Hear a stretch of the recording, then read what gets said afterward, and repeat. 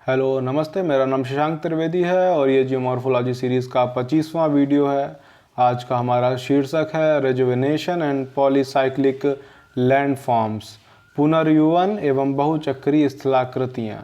इस वीडियो में जो स्लाइड्स प्रस्तुत की गई हैं उनकी लिंक डिस्क्रिप्शन में मिल जाएगी, आप जाके उसे पढ़ सकते हैं दोबारा से। इसके अलावा ट्विटर का आपको लिंक मिल जाएगी जिस पे सवाल पूछ सकते हैं अगर आपके पास कोई है इस टॉपिक से रिलेटेड या कोई भी टॉपिक से रिलेटेड। अब हम लोग बात करते हैं अपने इस टॉपिक की। हम लोगों ने पिछले वीडियो में रिजुविनेशन के बारे में जाना था, जिसे पुनर्जीवन बोलते हैं।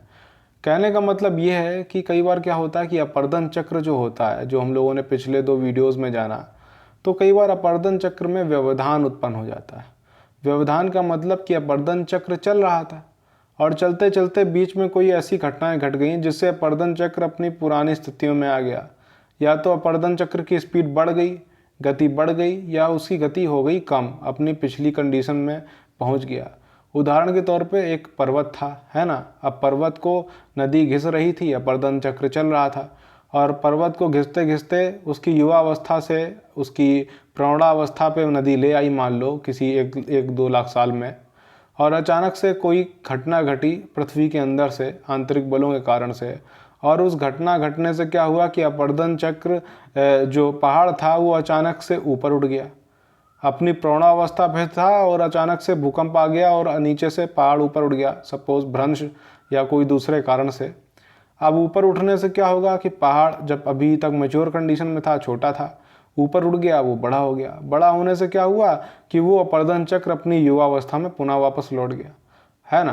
तो इस जो कंडीशन, ये जो घटनाएं घटती हैं, इस घटना को हम लोग बोलते हैं रिजुविनेशन, पुनर्युवन। अब इस पुनर्युवन में क्या होता है? पुनर्युवन में कुछ स्थलाकृतियों का निर्माण होता है। कैसी स्थलाकृतियों का निर्माण होता है? सपोज अपर्दन चक्र चल रहा था, अपर्दन चक्र चलते चलते स्थलाकृतियाँ बन रही थी। अब ज़मीन जैसी चल रही थी, ज़मीन में एक ग्रेडेड कर्व हो गया था, एक जो है एक सही तरह से वक्र नदी ले रही थी, बह रही थी। और अचानक से क्या हुआ कि बीच में उथल पुथल मच गई। जब उथल पुथल मचेगी तो अलग अलग नदी का जो बहाव है वो बदलेगा, नदी में जो डिज़ाइन है उसके बदलाव आएगा, नदी में जो कर्व है उसमें कर्व में जो है एक एनोलमी उत्पन्न होगी, एक विसंगति उत्पन्न होगी, तो उससे नए लैंडफॉर्म का निर्माण होगा, है ना। नए लैंडफॉर्म या नई रिलीफ उच्चावच का निर्माण होगा। उस उच्चावच को हम लोग बोलते हैं पॉलीसाइक्लिक लैंडफॉर्म। क्यों बोलते हैं पॉलीसाइक्लिक लैंडफॉर्म? क्योंकि बहुचक्रीय स्थलाकृति कही जाती है, क्योंकि ये बहुचक्र से उत्पन्न होती है। ये अपर्दन के एक चक्र से उत्पन्न नहीं होती है, अपर्दन के कई चक्रों से उत्पन्न होती है। सपोज एक चक्र नदी कर रही थी, अपना पूरा नहीं कर पाई, बीच में जमीन उठ गई या समुद्र तल नीचे चला गया, अपर्दन चक्र अपनी पिछली स्थितियों में आ गया। अब क्या है, वो नया अपर्दन चक्र शुरू हो गया। तो अब वो एक अपर्दन चक्र नहीं रहा, दूसरा अपर्दन चक्र शुरू हो गया। फिर क्या हुआ आगे, फिर तीसरा अपर्दन चक्र शुरू हो गया, बीच में नदी बढ़ा रही थी और 10-15 हज़ार साल में एक नया भूकंप आ गया या नया डिजास्टर आ गया उस जगह पे और सारी स्थितियाँ बदल गईं। ऐसा होता रहता है। दुनिया पृथ्वी की कोई स्थिति जगह इतनी स्थिर नहीं है जहाँ पे साल, लाख, 2 लाख साल में स्थिरता बनी रहे। और जो अपर्दन चक्र है वो करोड़ों साल का प्रोसेस है, इसलिए जो है रिजुविनेशन होना आम बात है। दुनिया भर में हमें रिजुविनेशन के उदाहरण मिलते हैं, अभी हम लोग उन्हें आगे जानेंगे। और रिजुविनेशन हमारा पढ़ने का उद्देश्य है और उसका पढ़ने का बहाना है वो पॉलीसाइक्लिक लैंडफॉर्म के द्वारा है। तो उनके द्वारा हम पॉलीसाइक्लिक जो लैंडफॉर्म है, बहुचक्रीय स्थलाकृतियाँ हैं, उनको पढ़ के हम लोग रिजुविनेशन को समझ पाते हैं। ये हो गया टॉपिक का अपना इंट्रोडक्शन। अब हम लोग आगे बढ़ते हैं। रिजुविनेशन क्या होता है? Rejuvenation is defined as sudden acceleration in the cycle of erosion caused by various factors like rise in land or downfall in outlet। ठीक है ना। या तो ज़मीन ऊपर उड़ जाए या ज़मीन, बाहरी जो ज़मीन है वो नीचे चली जाए, ये बोलने की कोशिश करती है रिजुविनेशन की। हम लोग समझ चुके हैं, आपको ये डिस्क्रिप्शन में लिंक मिल जाएंगी, ये सारी बातें उस पर लिखी हैं अच्छी भाषा में, आपको नोट्स बनाने हैं तो आपके काम आ जाएगी। हम लोग जानते हैं कॉज ऑफ रिजुविनेशन, कौन कौन से कारण हैं जो पुनर्जीवन को जो है ट्रिगर करते हैं, बढ़ावा देते हैं। 3 किस्म के डिवाइडेशन किए गए हैं। एक होता है डायनामिक रिजुविनेशन, एक होता है यूस्टैटिक रिजुविनेशन और एक होता है स्टैटिक रिजुविनेशन।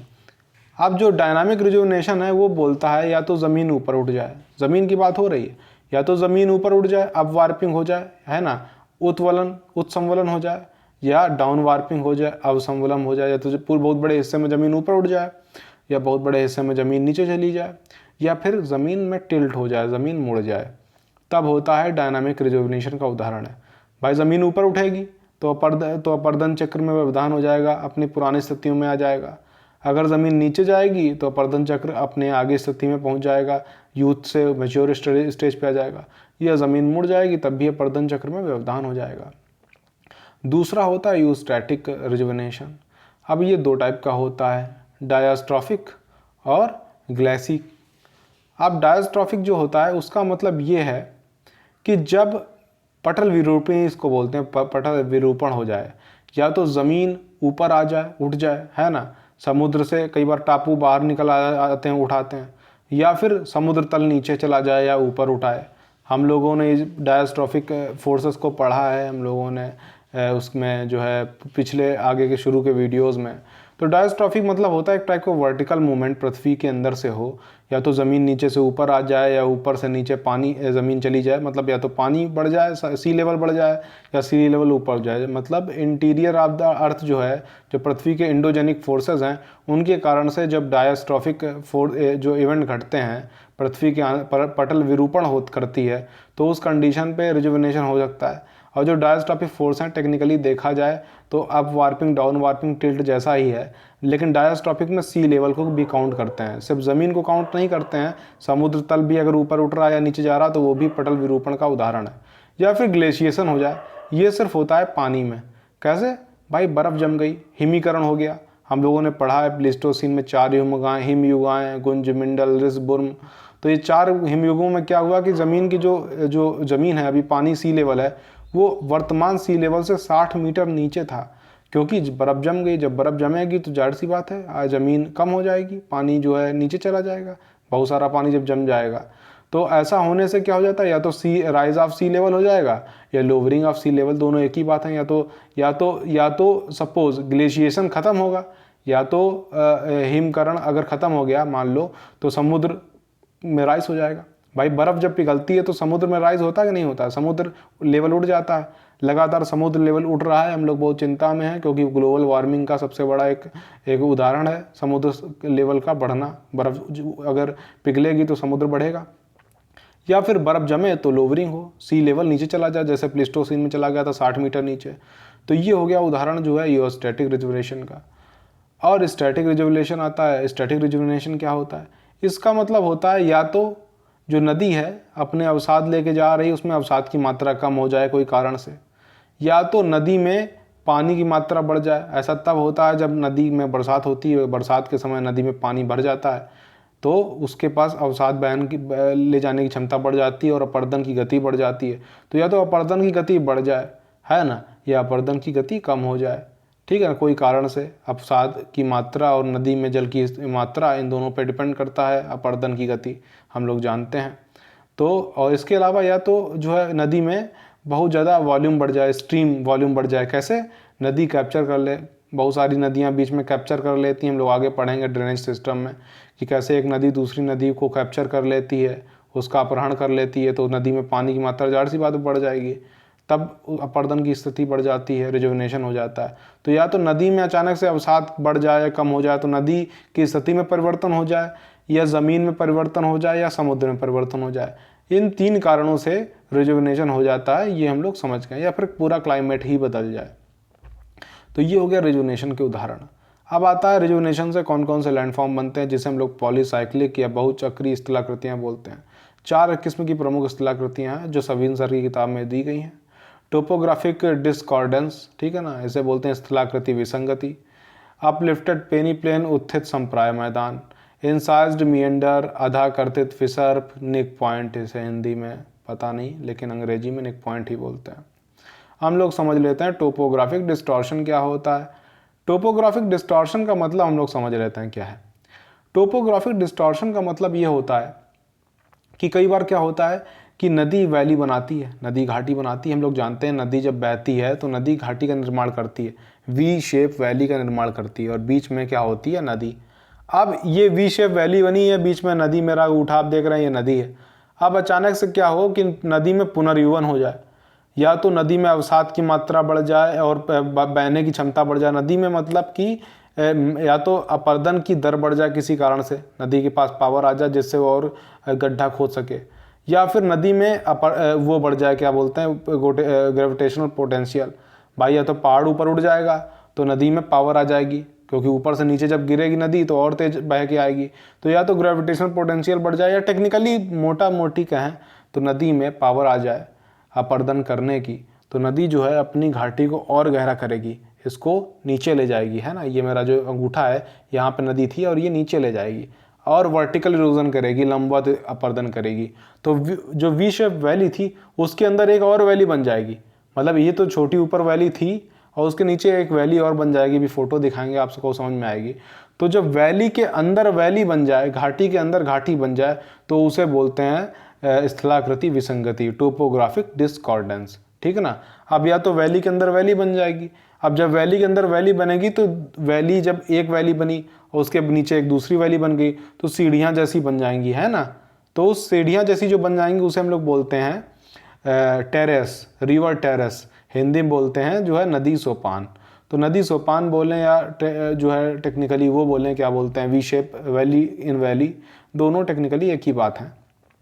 अब इसको हम लोग ये बड़ा हमने सुंदर भाषा में लिख दिया है।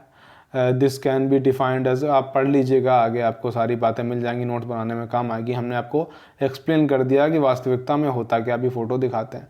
एग्जाम्पल ये है, उत्तराखंड की जो नदियाँ हैं वो करीब करीब 3 जो है टेरेस बनाती हैं, मतलब 3 वैली के अंदर वैली बनाती हैं। इसका कारण क्या है, हिमालय में 3 बार उत्थान हुआ है, हमें पता है, लघु हिमालय, वृहद हिमालय और ये शिवालिक हिमालय। तो 3 हिमालय बने हैं अलग अलग समय पे। तो क्या हुआ, 3 बार नदी में पुनर्जीवन हुआ, ज़मीन 3 बार उठी तो 3 बार पुनर्जीवन हुआ। तो 3 बार वैली के अंदर वैली निर्माण हो गया। तो ये उदाहरण आपको उत्तराखंड की नदियों का मिल जाएगा, वहाँ पे 3 टेरेस मिलते हैं, आप जाके देखेंगे। उदाहरण के तौर पे सविनसर की किताब आप देखेंगे, आपको मिलेगी तस्वीर T1 और ये T1, एक ये बड़ी वैली थी, ठीक है ना। अब इस वैली के अंदर ये नदी बह रही थी। फिर क्या हुआ कि अचानक से नदी में पावर आ गई अपरदन करने की, और नदी ने खुद को गहरा किया और एक नई घाटी का निर्माण कर दिया जो T2 और T2 के रूप में आपके सामने दृष्टिगोचर हुई। फिर क्या हुआ, भविष्य में नदी में और पावर आई, और जो वर्तमान में आप देखेंगे तो नदी ने T3 मतलब ये एक नई वैली का निर्माण किया। तो ये वर्तमान की नई वैली है। ऊपर उठेंगे तो पुरानी वैली के अवशेष मिलेंगे, उसके ऊपर और पुरानी वैली के अवशेष मिलेंगे। अभी सोपान का निर्माण हो रहा है, तो इसे हम लोग बोलते हैं रिवर टेरेस। और जो ये वैली के अंदर वैली बन रही है, जो T1 के अंदर T2 और T3 2 वैलियों का निर्माण हुआ है, इसे वैली के अंदर वैली या वैली इन वैली बोलेंगे, घाटी के अंदर घाटी। आप रियल उदाहरण देखें वास्तविक का, ये कहाँ की तस्वीर है ये मुझे नहीं पता, गूगल से निकाली है। आप देखें ये नदी थी। अब नदी के अंदर आप जीने देख रहे हैं, एक जीना, दूसरा सीढ़ी, तीसरी सीढ़ी, चौथा सीढ़ी और ये 5वीं सीढ़ी, है ना। आप देखेंगे एक बड़ी वैली थी, जो सबसे ऊपर जो आप हिस्सा देख रहे हैं ये पुरानी वैली थी। उसके अंदर नदी ने अपरदन किया, नदी के पास पावर आई, नदी ने घाटी गहरी की, फिर घाटी गहरी की और गहरी करते करते नदी नीचे पहुंच गई और ये 4 सीढ़ियाँ बना दी। तो इससे ये साबित होता है कि ये नदी जहाँ से आ रही है उस जगह पर 4 बार पुनर्जीवन हुआ है। 4 बार नदी ने अपने आप को दोबारा से रिजुविनेट किया है और 4 बार जो स्थलाकृति है उस पर विरूपण हुआ है ना। तो ये चीज़ें हम लोगों को दिख रही हैं, समझ में आ रही हैं। तो ये बेसिक चीज़ हो गई अपनी, जैसे हम लोग बोलते हैं रिवर टेरेस, ठीक है ना। कोई सवाल हो तो आप हमें से पूछ सकते हैं। अब आगे आते हैं हम लोग, जैसे बोलते हैं अपलिफ्टेड पेनी प्लेन, उत्थित संप्राय मैदान। उत्थित संप्राय मैदान का देसी भाषा में हम लोग समझ लेते हैं, सरल भाषा से, बाकी आप इसे पढ़ लेंगे तो आपको क्लियर हो जाएगा।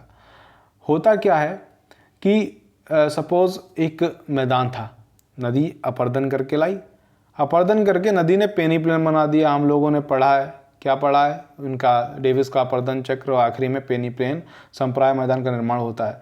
ये peneplain, paddy plain, pan plain, pan plain, ये सब क्या होता है, अलग अलग क्यों नाम दिए गए हैं, अगले कुछ वीडियोस में हम लोग जान जाएंगे। बाकी फ़िलहाल एक संप्राय मैदान का निर्माण तब हो गया कि जब नदी अपनी मृत्यु अवस्था पे आ गई, अपनी जीवनावस्था या बुढ़ापे में आ गई।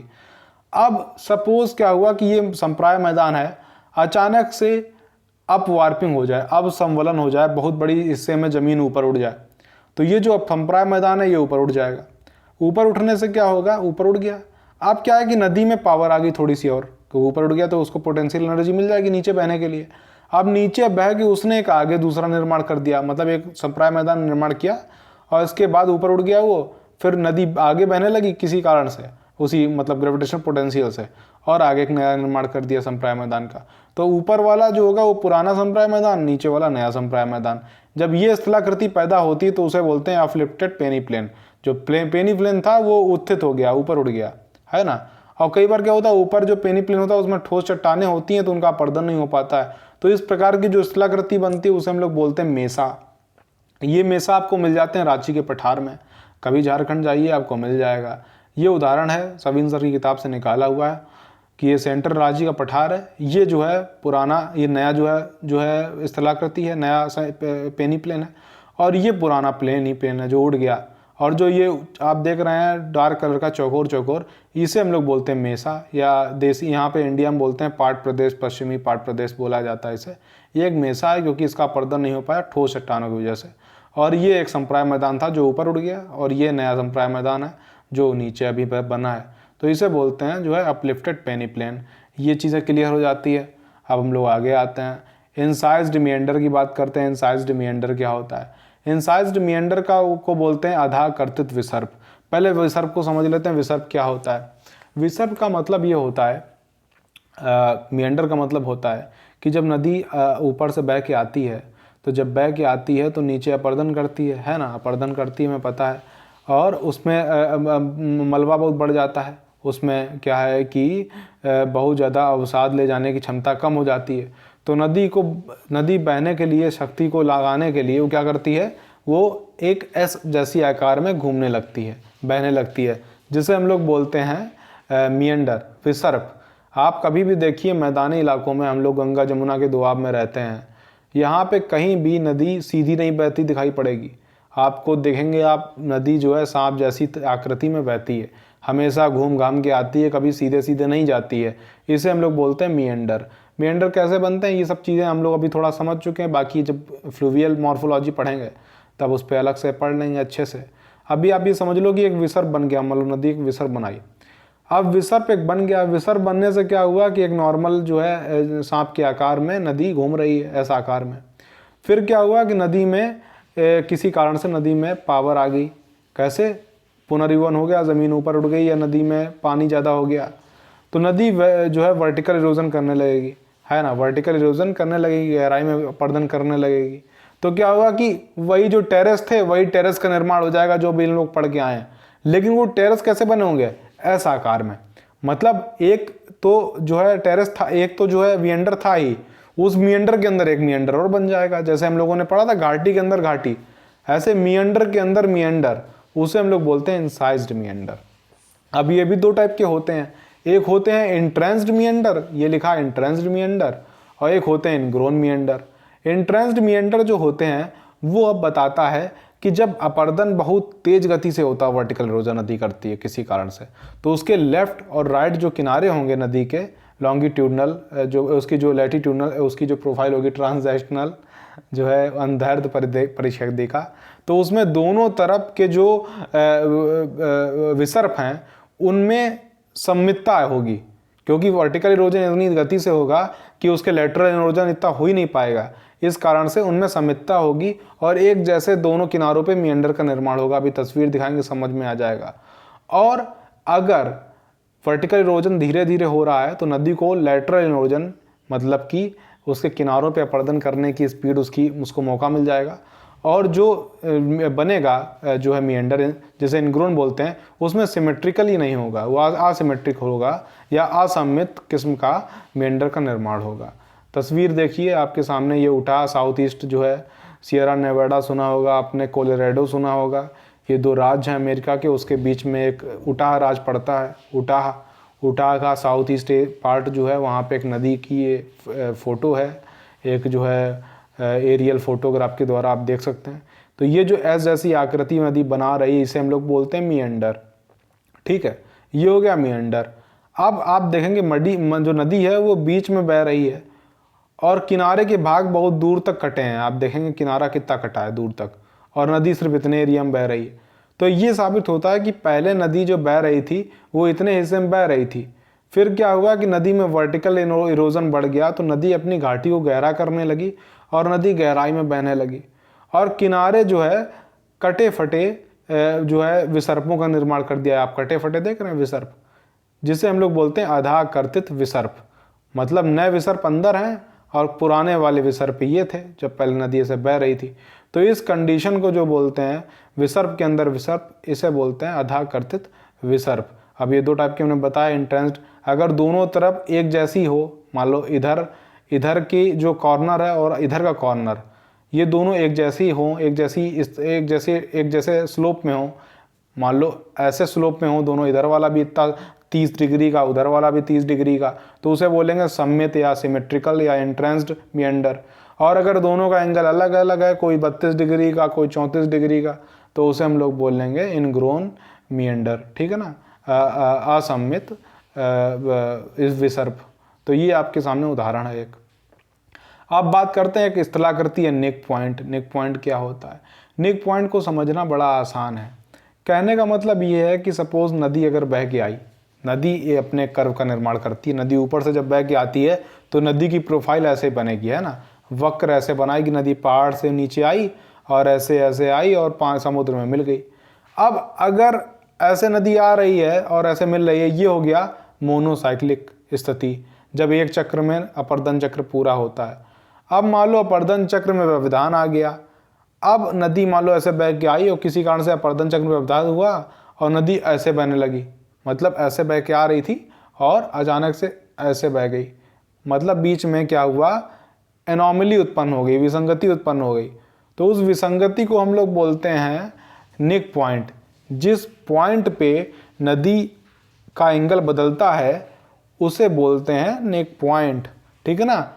कई बार क्या होता है कि नदी बहती है और अचानक से आपको मिल जाता है वाटरफॉल, जलप्रपात, मतलब नदी बह के आ रही थी, अचानक से नीचे गिरने लगी, फिर बहने लगी, तो वो जो पॉइंट होगा उसे नेक पॉइंट बोलते हैं। तो उसे नेक पॉइंट वाटरफॉल भी बोलते हैं। वाटरफॉल बनने के बहुत सारे कारण हो सकते हैं, जिनमें से नेक पॉइंट और पुनर्जीवन एक उदाहरण है। तो हम लोग, ये होता है नेक पॉइंट टेक्निकली। उदाहरण के तौर पे हुंडरू फॉल आप उदाहरण है, सुवर्ण रेखा नदी पे बनता है, झारखंड में मिल जाएगा, ये जो है पठार में झारखंड के। तो ये जो है एक उदाहरण है नेक पॉइंट का। आप तस्वीर में समझ लेते हैं। आप ये देखिए, ये ग्रेडेड स्ट्रीम थी, ये नॉर्मल नदी ऊपर से बह के नीचे आ रही थी, फिर क्या हुआ, नेक पॉइंट बन गया। आप देखेंगे बीच में क्या हुआ, किसी कारण से पुनर्जीवन हो गया और नदी का जो कर्व है वो परिवर्तित हो गया। पहले कर्व था सीधा, और ये क्या हुआ, पहले नदी का कर्व था सीधा और फिर नदी के कर्व में हो गया बदलाव और नदी का कर्व बन गया ये, है ना। तो इसे हम लोग बोलते हैं जो है नेक पॉइंट। बहुत सारे कर्व बदलाव हो जाते हैं, ऐसा भी बदलाव हो जाता है नदी में, दो किस्म के नेक पॉइंट बन जाते हैं, जिसे बोलते हैं stream with vertical step neck point, और इसको बोलते हैं स्लोप ब्रेक नेक पॉइंट। कई टाइप के नेक पॉइंट हो सकते हैं। फिलहाल पुनर्जीवन से ऐसे नेक पॉइंट का निर्माण होता है, ठीक है ना, क्योंकि नदी में अचानक से अपर्दन की क्षमता बढ़ जाती है तो किसी बिंदु पे अचानक से गहरी करने लगती खाई, तो आप नेक पॉइंट का उदाहरण दे सकते हैं। तो ये उदाहरण है, ये जो है हॉर्सशो फॉल है, जो है नियाग्रा फॉल का। नियाग्रा फॉल 3 फॉल से बना है, जिनमें से एक हॉर्सशो फॉल है, ये ओंटारियो कनाडा में पड़ता है, हमें पता है। आप देखेंगे नदी ये बह के आ रही थी, आप देखिए ये नदी उधर से बह के आ रही थी, अचानक से आ रही थी और आते आते क्या हुआ, देखिए ये नीचे झरना बना दिया। एक नदी का जो ग्रेड था वो ब्रेक कर गया, है ना। नदी में एक एनॉमली, एक विसंगति पैदा हो गई उसके मार्ग में।